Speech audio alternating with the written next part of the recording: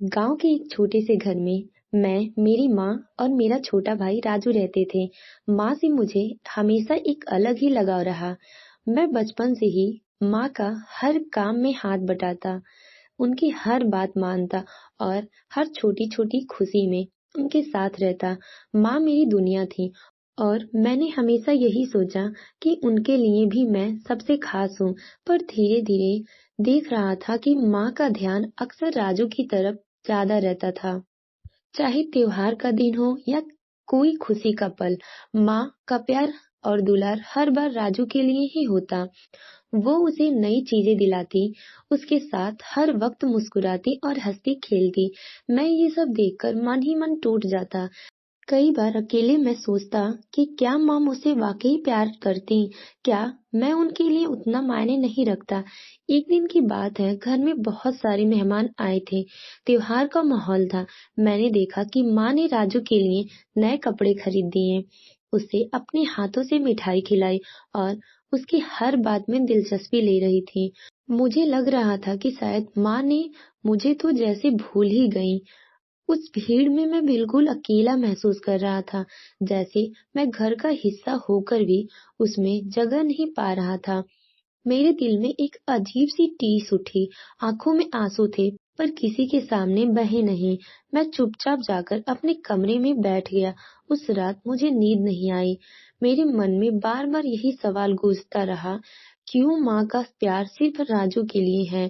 क्या मैं उनका बेटा नहीं हूँ? क्या मैं उनके करीब नहीं हूँ? फिर एक बार की बात है, मैं स्कूल में प्रथम स्थान आया था। बहुत खुश था, सोच रहा था कि माँ मुझे देखकर कितना खुश होंगी, मुझे गले लगाएंगी और मेरी तारीफ करेंगी। मैं दौड़ते हुए घर आया और माँ के पास जाकर अपनी मार्कशीट दिखाने लगा। माँ ने उसे देखकर एक हल्की सी मुस्कान दी और फिर तुरंत राजू की ओर मुड़ गईं, जो उस वक्त खेल में लगा हुआ था। मैंने सोचा, शायद माँ को मेरी सफलता की खुशी नहीं है। मेरा दिल एक बार फिर टूट गया। अब मुझे ऐसा लगने लगा कि माँ के दिल में मेरे लिए कोई जगह नहीं बची। उनकी नजरों में मैं एक ऐसा इंसान था जो सिर्फ जिम्मेदारियों को निभाने वाला बेटा था, लेकिन वो प्यार जो एक बेटे को चाहिए होता है, वो कभी मुझे नहीं मिला। रात के अंधेरे में मैं अपने तकिए से मुंह छिपाकर रोता और सोचता कि शायद माँ के दिल में मेरे लिए सच्चा प्यार नहीं है। कई दिनों तक ये दर्द मेरे दिल में बढ़ता गया। मैं खुद को अकेला, अनचाहा और माँ से दूर महसूस करने लगा। एक दिन मैंने हिम्मत जुटाई और माँ से अपने दिल की बात कहने का फैसला किया। उस दिन मैं उनके पास गया और रोते हुए उनसे कहा, माँ, क्या मैं आपका बेटा नहीं हूँ? क्या आप मुझे प्यार नहीं करती? मैंने हमेशा आपकी हर बात मानी है, आपकी मदद की, फिर भी आप राजू के साथ क्यों होती हैं? मेरे इन सवालों को सुनकर माँ के चेहरे पर एक गहरी उदासी छा गई। उनकी आंखों में आंसू थे और वो एक पल के लिए खामोश रही। उन्होंने धीरे धीरे मेरे हाथ पकड़ा और मुझे अपने पास बिठाया। फिर वो धीरे से बोली, बेटा, तुम मेरी ताकत हो, तुम हमेशा मेरे लिए एक सहारा बन रहे हो और मुझे तुम पर गर्व है। पर तुम्हारा छोटे भाई राजू, वो कमजोर है, उसे हर कदम पर मेरी जरूरत है। तुम समझदार हो, हर चीज का ध्यान रखते हो, लेकिन राजू को हर बात से सहारे की जरूरत है। मैं उससे ज्यादा तुम्हें परिपक्व मानती हूँ और यही कारण है कि मैं उस पे ज्यादा ध्यान देती हूँ। माँ के ये शब्द मेरे दिल को चीर गए। मैं समझ तो रहा था कि माँ की मजबूरी है, पर उस प्यार का हिस्सा मैं कभी नहीं बन पाया था जो मैंने हमेशा के लिए महसूस किया था।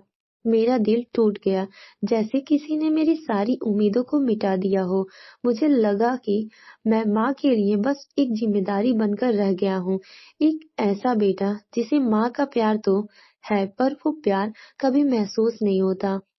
उस दिन के बाद मैंने ठान लिया कि माँ का प्यार पाने की उम्मीद को छोड़ दूंगा और अपने दर्द को अपने अंदर दबाकर रहूंगा। मैंने अपने दिल की सारी शिकायतें मिटा दी और अपने आप से वादा किया, मैं माँ के उस सहारे के रूप में हमेशा उनके साथ रहूंगा, चाहे उनका प्यार मुझे महसूस हो या नहीं। अब मैं समझ चुका था कि माँ का प्यार हमेशा के लिए था, बस उसका रूप अलग था। वो प्यार शायद उनके दुलार में नहीं, बल्कि उनके विश्वास और भरोसे में छुपा था, जो उन्हें मुझ पर था।